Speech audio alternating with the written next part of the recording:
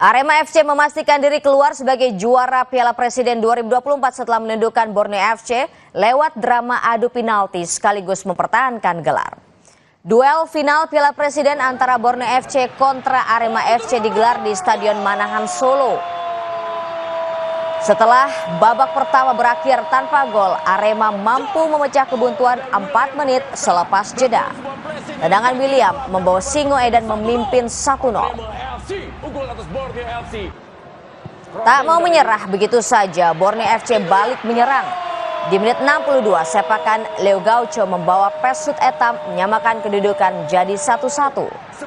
Duel berakhir hingga waktu normal dan berlanjut hingga adu penalti. Langsung saja menjadi predator yang mengerikan atau juga bisa menjadi hero. Di babak adu penalti eksekusi kiper Arema, Frigerio memastikan kemenangan Singoedan 5-4 sekaligus berhak meraih gelar juara Piala Presiden 2024.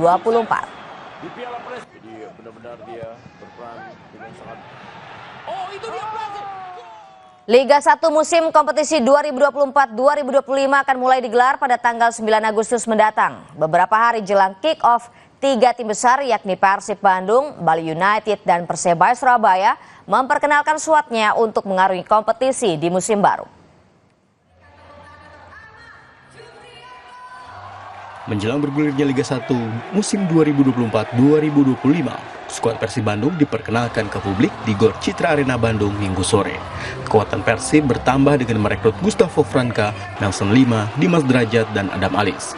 Pelatih Persib Bandung, Boyan Hodak, mencanangkan target tinggi yakni meraih back-to-back gelar. Maung Bandung akan memulai perjuangan mempertahankan gelar dengan berjumpa PSBS Biak di Stadion Sejalak Harupat 9 Agustus mendatang.